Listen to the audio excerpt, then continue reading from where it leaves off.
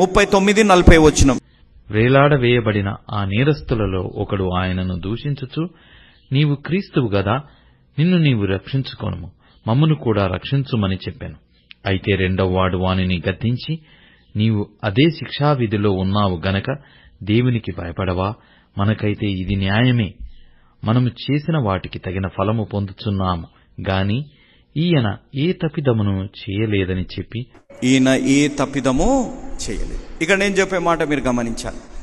ఇద్దరు యేసయ్యను దూషిస్తున్నారు, ఇద్దరు యేసయ్యను నిందిస్తున్నారు, ఇద్దరు యేసయ్యను చూసి నవ్వుతున్నారు, ఇద్దరు యేసయ్యను అవమానిస్తున్నారు, ఇద్దరు అదే పరిస్థితులు ఉన్నారు. సడన్ గా ఒక వ్యక్తి జీవితంలో మార్పు వచ్చేసింది. సడన్ గా ఒక వ్యక్తి, ఈ శిక్షకి మనం అర్హులమే కానీ ఇతను ఈ శిక్షకి అర్హుడు కాదు అనే మాట అనడానికి కారణం అనేది మన జీవితాల్లో గ్రహించాలి. ఎందుకు? ఇనిషియల్ గా ఫస్ట్ లో ఇద్దరు ఆ మాట అన్నారు, తర్వాత ఏం మార్పు వచ్చింది? ఒక వ్యక్తి, ఆ మార్పులో ఒక వ్యక్తి మనమైతే కరెక్ట్ ఈ శిక్ష పొందడానికి ఈయన కరెక్ట్ కాదు అనడానికి. ఫస్ట్ పాయింట్ నేను చెప్పే మాట అవకాశం అనేది, ఆపర్చునిటీ.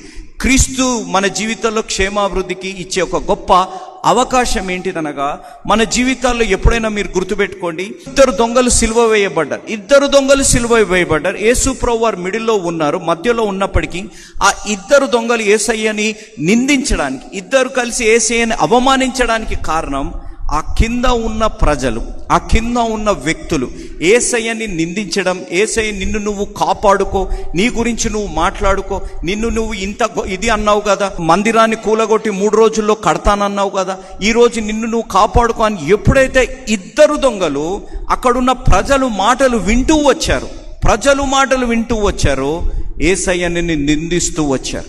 ఇక్కడ ఈ మాటను ప్రాముఖ్యంగా గమనించి, ఇద్దరు దొంగలు ఎప్పుడైతే కిందున్న ప్రజల మాటలు వింటూ వచ్చారో, when they were listening to the crowd, they were ridiculously blaming and insulting Jesus Christ. వారు ఎంత చెడ్డగా, లేకపోతే ఎంత దేవుని నామానికి అవమానకరంగా వారు యేసయ్యని నిందిస్తూ ఉన్నారు. వారు ఎంతగానో యేసయ్యని బాధ పెట్టే విధంగా మాట్లాడుతున్నారు. ఎందుకు అనగా, వారు ప్రజల మాటలు వింటూ వస్తూ ఉన్నారు. కాబట్టి ఈరోజు మన జీవితాల్లో మనం ఈరోజు వచ్చాం, దేవుడు ఒక అవకాశం ఇచ్చారు, దేవుడిచ్చిన అవకాశంలో మీరు వచ్చారు. ఈ అవకాశంలో మనం వచ్చినప్పుడు దేవుని వాక్యాన్ని వినటానికి వచ్చారు.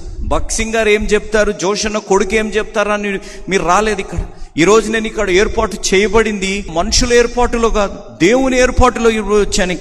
ఇక్కడ మనం గమనిస్తే, మనం దేవుని వాక్యం వింటే మన జీవితాల్లో మార్పు వస్తుంది. మనుషుల మాటలు వింటే దేవుని మాటలు మన జీవితాల్లో వినపడకుండా ఉంటాయి అనేది మన జీవితాల్లో గ్రహించాలి.